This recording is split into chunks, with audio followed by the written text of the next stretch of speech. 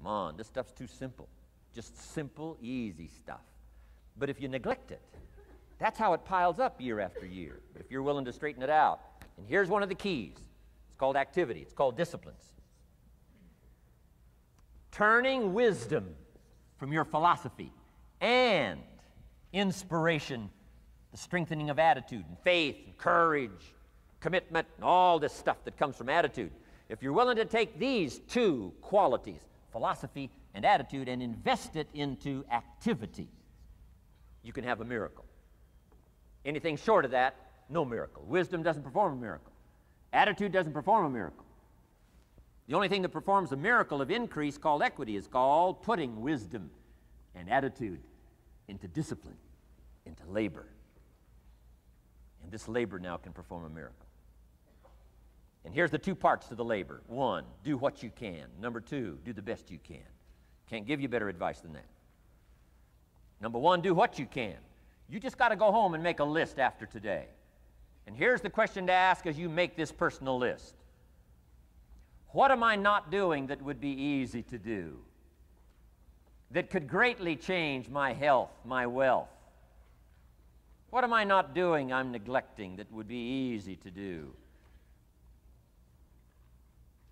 Just go home and answer that question personally. You don't have to put the answers on a public bulletin board. This is just all personal stuff. From the walk around the block to the apple to what to do with your money, which we're going to cover today. What does a child do with $1? We're going to cover that today. Errors in judgment, disaster. Few simple disciplines, wealth beyond imagination. And if you'll pick up the activity part, the miracle working part, plant the seed part, take care of your part. The soil will take care of its part, and the seed will take care of its part. The seasons will take care of their part. The miracle will take care of its part. If you'll take care of your part, called putting it into activity, action. Works miracles. 2,000 years ago, on April 13th, one of Jesus' disciples. Now again, I'm an amateur on the Bible, but best as I can remember it, one of Jesus' disciples said to Jesus, "It's time to pay our taxes and we don't have any money." That's how come I know it was about April 13th.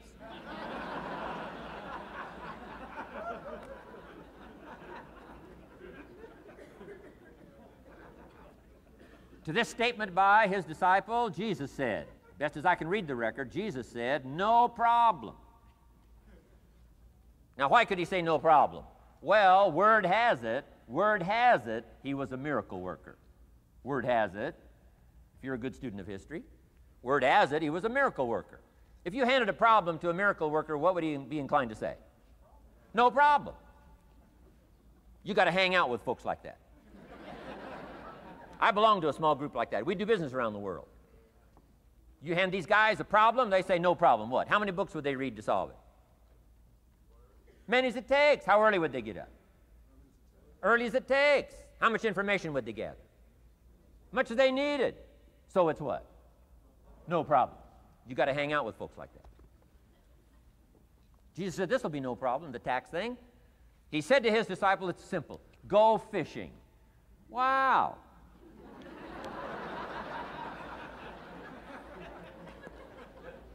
Now that was easy for this particular disciple. His name was Peter, and Peter was a fisherman. How clever.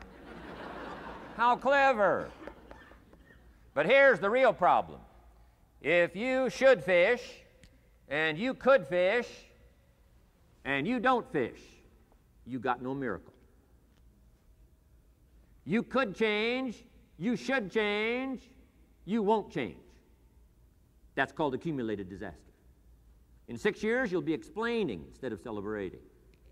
Having some ragged list like I had, reasons for not doing well, pennies in my pocket. Could, should, don't, disaster. And if you'll just start the process of change, could, should, and will, you can start this whole process. And if you will, then put it into action, the miracle belongs to you.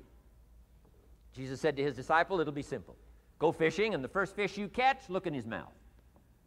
Peter said, okay. He was used to strange things happening in this relationship. Peter goes fishing, catches the first fish, Looks in his mouth. Guess what's in the fish's mouth? Coins. Peter says, wow, coins. Starts counting the value of these coins, and when he adds it up, guess how much it added up to? Exactly enough money to pay his taxes and Jesus' taxes, which gives you Jesus' position on taxes.